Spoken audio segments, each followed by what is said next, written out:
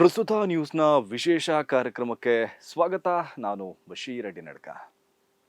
ಪುತ್ತೂರಿನ ಅರುಣ್ ಕುಮಾರ್ ಪುತ್ತಿಲ ಮತ್ತು ಅವರ ಪರಿವಾರ ಲವ್ ಜಿಹಾದ್ ವಿರುದ್ಧ ಜಾಗೃತಿ ಮೂಡಿಸ್ತಾ ಇದ್ದಾರಂತೆ. ಅದಕ್ಕಾಗಿ ಕೇರಳ ಸ್ಟೋರಿ ಸಿನಿಮಾವನ್ನ ಕಾಲೇಜು ವಿದ್ಯಾರ್ಥಿನಿಯರಿಗೆ ಉಚಿತವಾಗಿ ಪ್ರದರ್ಶನ ಮಾಡಿಸಿದ್ದಾರೆ. ಒಂದು ಪ್ರೊಪಗಂಡ ಸಿನಿಮಾವನ್ನ ಇವರು ಬಳಸ್ಕೊಂಡು ನಾವು ಹಿಂದೂ ಯುವತಿಯರ ರಕ್ಷಕರು ಎಂಬಂತೆ ಇವರು ಪೋಸ್ ಕೊಡೋಕೆ ನಿಂತಿದ್ದಾರೆ. ಇವರು ಪುತ್ತೂರಿನಲ್ಲಿ ಕೇರಳ ಸ್ಟೋರಿ ತೋರಿಸಿ ಯಾವ ಜಾಗೃತಿ ಮಾಡ್ತಾರೋ ಗೊತ್ತಿಲ್ಲ. ನಿಜಕ್ಕೂ ಪುತ್ತೂರಿನ ಹಿಂದೂ ಯುವತಿಯರಲ್ಲಿ ಜಾಗೃತಿ ಮೂಡಿಸಬೇಕಾಗಿದ್ರೆ ಇವರು ಪುತ್ತೂರಿನಲ್ಲಿ ತೋರಿಸ್ಬೇಕಾಗಿರೋದು ಕೇರಳ ಸ್ಟೋರಿ ಅಲ್ಲ.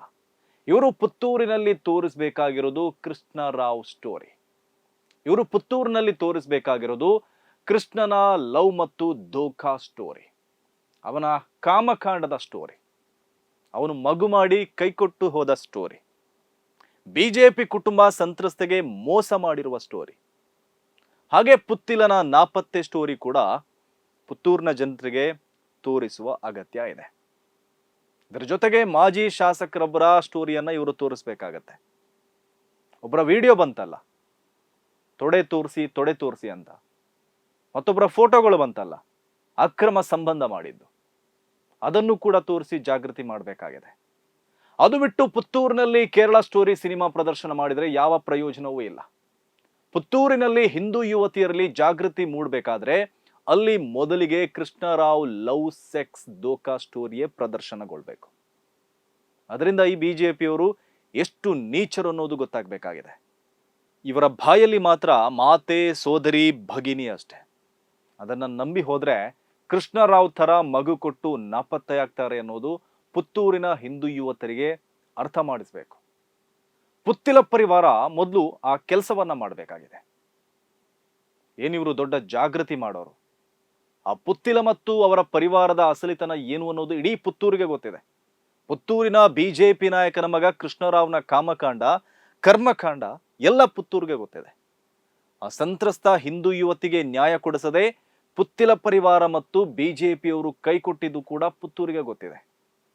ಪುತ್ತೂರಿನಲ್ಲಿ ಇವರದೇ ಬಿಜೆಪಿ ಪಕ್ಷದ ನಾಯಕನ ಮಗ ಹಿಂದೂ ಯುವತಿಗೆ ಹೊಟ್ಟೆ ಮಾಡಿ ಮೋಸ ಮಾಡಿದಾಗ ಇವರ ಅಡ್ರೆಸ್ಸೇ ಇರಲಿಲ್ಲ. ಆವಾಗ ಇವರೆಲ್ಲ ಎಲ್ಲಿ ಸತ್ತು ಬಿದ್ದಿದ್ರೋ ಗೊತ್ತಿಲ್ಲ.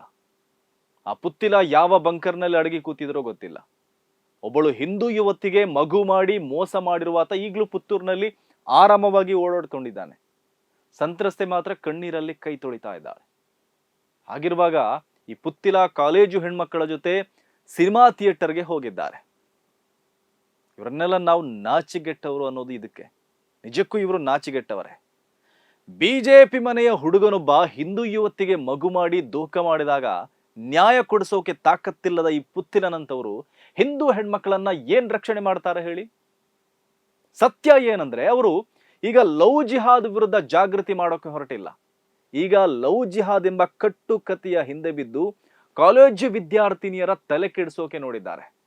ಕೊನೆಗೆ ಈ ಕೇಸರಿ ಕೂಟದವರೇ ಕಾಲೇಜು ಹೆಣ್ಮಕ್ಕಳನ್ನ ಬಳಸ್ಕೊಂಡು ಮಗು ಮಾಡಿ ಓಡಿ ಹೋಗದಿದ್ರೆ ಸಾಕಪ್ಪ. ಹಾಗಾಗಿ ಹಿಂದೂ ಹೆಣ್ಮಕ್ಕಳು ಹುಷಾರಾಗಿರ್ಬೇಕು.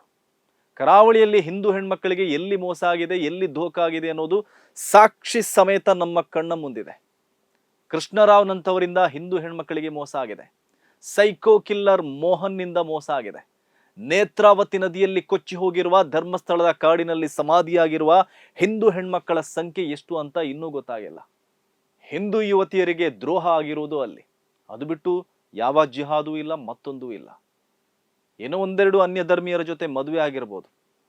ಆ ಮದುವೆ ಆದವರೆಲ್ಲ ಚೆನ್ನಾಗೇ ಇದ್ದಾರೆ. ಅವರೇನು ದೇಗುಲದ ಪ್ರದೇಶದ ಲಾಡ್ಜ್ಗಳಲ್ಲಿ ಹೆಣ ಆಗಿಲ್ಲ ರೀ. ಕಾಡಿನಲ್ಲಿ ಅವರ ಮೂಳೆ ಬುರುಡೆ ಸಿಕ್ಕಿಲ್ಲ. ನದಿಯಲ್ಲಿ ಬಿದ್ದ ಶವಗಳಾಗಿಲ್ಲ. ವೀಕ್ಷಕರೇ, ಆ ಕೇರಳ ಸ್ಟೋರಿ ಸಿನಿಮಾ ಪಕ್ಕ propaganda cinema. Kerala story part 1ರಂತೆ ಪಾರ್ಟ್ 2 ಕೂಡ ಕೋಮು ಭಾವನೆ ಕೆರಳಿಸಲು, ಸಮಾಜದ ನೆಮ್ಮದಿಯನ್ನ ಹಾಳು ಮಾಡಲು ರಚನೆಯಾಗಿರುವ ಸಿನಿಮಾ. ಕೇರಳ ಎಂಬ ಸುಂದರ ರಾಜ್ಯವನ್ನ ಕೆಟ್ಟದಾಗಿ ಚಿತ್ರಿಸಿರುವ ಅತಿ ಕೆಟ್ಟ ಅಭಿರುಚಿಯ ಸಿನಿಮಾ ಅದು.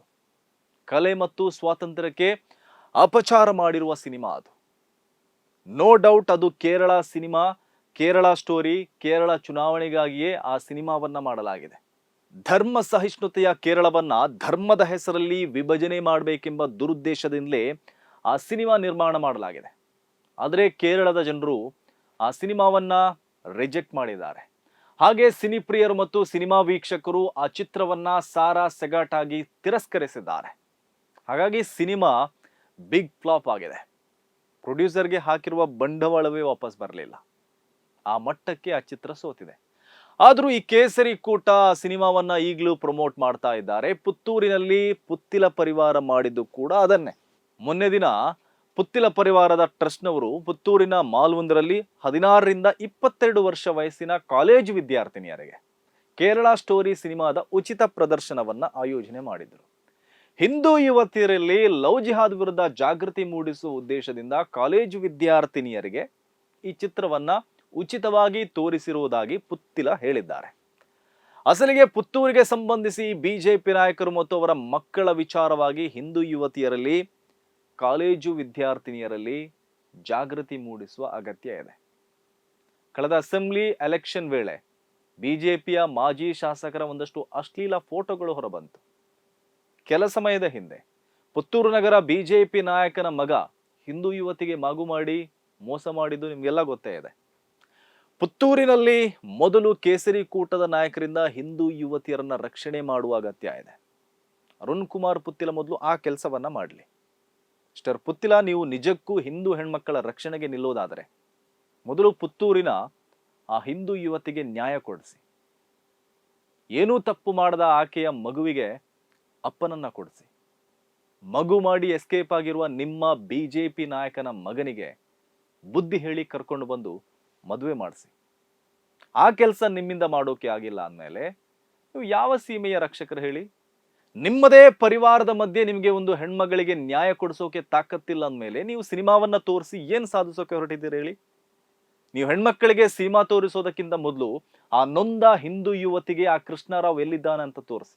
ಆತನನ್ನ ಕರ್ಕೊಂಡು ಬಂದು ಅವನ ಮಗುವನ್ನ ತೋರಿಸಿ. ಮೊದಲು ಆ ಕೆಲಸವನ್ನ ಮಾಡಿ. ಆಗ ನಿಮ್ಗೆ ಪುಣ್ಯವೂ ಸಿಗುತ್ತೆ, ನಿಮ್ಮ ಕೆಲಸಕ್ಕೆ ಶಹಬಾಸ್ ಕೂಡ ಸಿಗುತ್ತೆ. ಅದು ಬಿಟ್ಟು ಪ್ರೊಪಗಂಡಾ ಸಿನಿಮಾದ ಹಿಂದೆ ಬಿದ್ದು ಯುವತಿಯರ ತಲೆ ಕೆಡಿಸಿ ಸಮಾಜವನ್ನ ಯಾಕೆ ಹಾಳು ಮಾಡ್ತೀರಿ ಹೇಳಿ? ಹಿಂದೂ ಯುವತಿಯರನ್ನ ಭಕ್ಷಣೆ ಮಾಡುವವರು ನಿಮ್ಮದೇ ಪರಿವಾರದಲ್ಲಿರುವಾಗ ಅವರು ದೋಖ ಮಾಡಿದ್ರು ನೀವು ನ್ಯಾಯ ಕೊಡಿಸಲ್ಲ. ನೀವು ಮೊದಲು ಪುತ್ತೂರಿನಲ್ಲಿ ಈಗಲೂ ನ್ಯಾಯಕ್ಕಾಗಿ ಅಂಗಲಿಸ್ತಾ ಇರುವ ಆ ಹಿಂದೂ ಯುವತಿಗೆ, ಆಕೆಯ ತಾಯಿಗೆ ಮತ್ತು ಏನು ಅರಿಯದ ಆ ಕಂದಮ್ಮನಿಗೆ ನ್ಯಾಯ ಕೊಡಿಸಿ. ಆಮೇಲೆ ನೀವು ಯಾವ ಸ್ಟೋರಿಯನ್ನಾದರೂ ತೋರಿಸಿ. ಹಾಗೆ ಸಿನಿಮಾ ನೋಡಿ ಬಂದಿರುವ ಪುತ್ತೂರಿನ ಕಾಲೇಜಿನ ವಿದ್ಯಾರ್ಥಿನಿಯರೇ, ನಿಮ್ಗೊಂದು ಕಿವಿ ಮಾತನ್ನ ಹೇಳ್ತೀನಿ. ನೀವು ಸಿನಿಮಾ ನೋಡಿ ಬಂದಿದ್ದೀರಿ. ನೀವು ಸಿನಿಮಾ ತೋರಿಸಿದವರ ಬಲೆಗೆ ಬೀಳ್ಬೇಡಿ. ಅವರು ಸರಿಯಿಲ್ಲ, ಅವರ ನಾಯಕರು ಸರಿಯಿಲ್ಲ, ಅವರ ಮಕ್ಕಳು ಸರಿಯಿಲ್ಲ. ಹೆಣ್ಮಕ್ಕಳನ್ನ ಬಲೆಗೆ ಬೀಳಿಸಿ ಮಗು ಕೊಟ್ಟು ಎಸ್ಕೇಪ್ ಆಗುವ ಪಾರ್ಟಿಯವರು. ಹಾಗಾಗಿ ಹುಷಾರಾಗಿರಿ. ಇದು ಇವತ್ತಿನ ಪ್ರಸ್ತುತ ನ್ಯೂಸ್ ವಿಶೇಷ. ಸುದ್ದಿಗಳ ವಸ್ತುನಿಷ್ಠ ವಿಶ್ಲೇಷಣೆಗಾಗಿ ನೋಡ್ತಾ ಇರಿ ಪ್ರಸ್ತುತ ನ್ಯೂಸ್.